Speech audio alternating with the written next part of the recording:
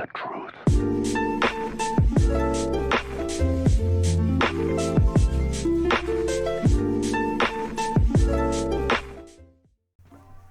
No, no, no. This is all wrong.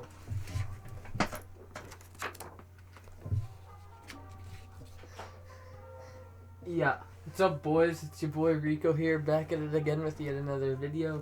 Today, before this video starts, I just want to say, do you like that print right there? Alright, boys, I'm telling you, this time and this time only. If you guys want to see more of this guy's shit, this guy, my bro Jesse, who is a character in this story in a way, he is one of my good friends. Now, he is very, very underrated and very, very talented. He made that print and gave it to me unreleased. He is a living legend. I love that kid with all my fucking heart. If you guys could go check out his website and his Instagram, those are both down below. Message him and be supportive of all this shit because it would very much help him. And he's trying to start a clothing brand called Trap Art, so if you guys could go give that some love and support, it'd be very much appreciated. If you go on his website, he has art posted and he has an online store where you can buy hoodies and stickers and all of his other stuff and keep up with all of his art and stuff, and it's really it's really sound. Make sure you guys go check that shit out. Another quick thing I want to say is I wasn't sponsored in any way, shape, or form to make this part of the video. I just want to say it because he's one of my friends and he's very underrated. Jesus Christ, my hair is greasy. I need a hat. Who am I, the next Leafy is here? Just pouring buckets of lard on my head? Anyways, where does this story begin? I was actually at Jesse's house. I was hanging out with him.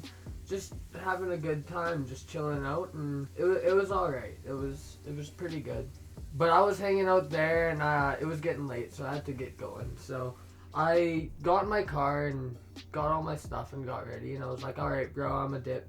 He was like, alright, deuces, bro. So I dabbed him up, and I left. I got in my car, and I started driving home.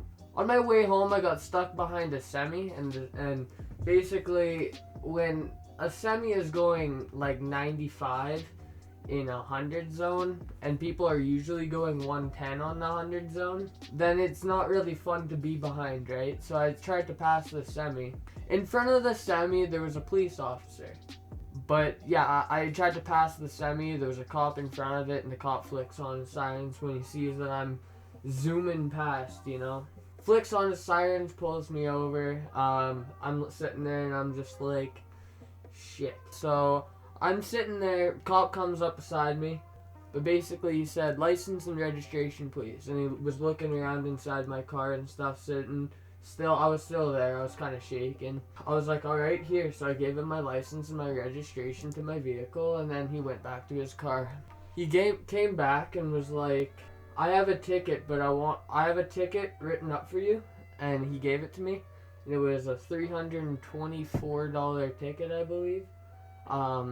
Pretty pricey ticket, yeah. And then he came back and he was looking around my car, and he looked and he saw that I had a baseball bat in my car, and he was like, why is there a baseball bat in your car? And I was just like, I don't know, it's just in my car. And he was like, no, why is there a baseball bat in your car? And this is a thing. You always have to be honest with police officers, I have come to realize. Because you could get let off with a lot of shit, which in my case luckily happened. I was like completely honest with him. I was like, I use it for my own protection. Which in Canada, that's illegal. So he was like, I don't care if you use it for your own protection, put it in your trunk right now. And then he went back to his car, and then I went and put it in my trunk. Got back in my car, sat down, thought it was alright. He comes back to my car wearing gloves, and he has his cuffs on his belt and all that, and he says, could you step out of the car for me? I'm like, alright. So I get out of the car and I close the door, and he's like, can you come back here? Comes behind the car, and he says, face your car. I was like, alright. He was like, you are under arrest for possession of a weapon for dangerous purposes. And then he read me all of my, like, rights or whatever it is. Like, you have the right to remain silent and all that bullshit, but in Canada it's something different.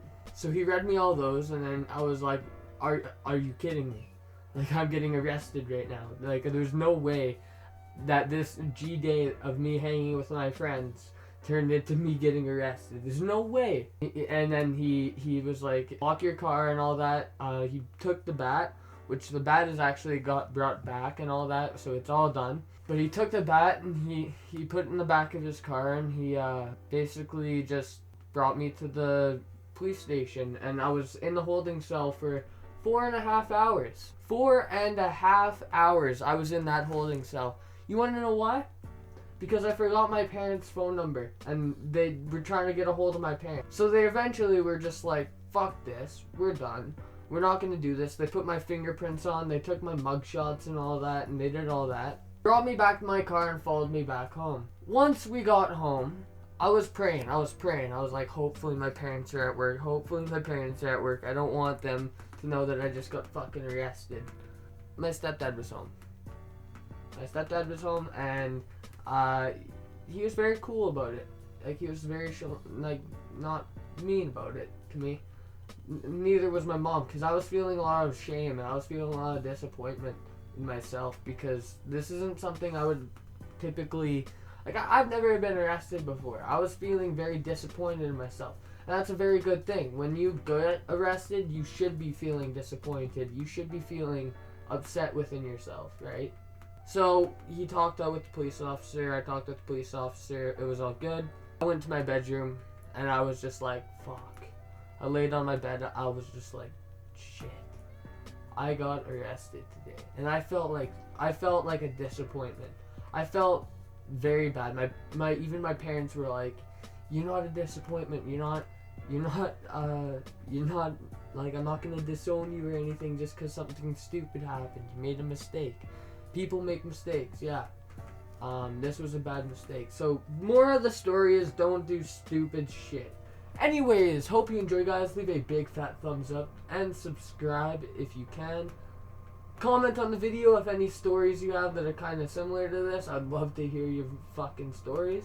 Anyways, I'm out, boys. Deuces. Got too much, risk go like anything you touch. Hold on, cause yeah, I lost too much. Smoke loud, but don't talk too much. Moving solid, riding in the pilot, making all these movements. You know nothing about it, I can see it now, man, all these venues crowded, but I won't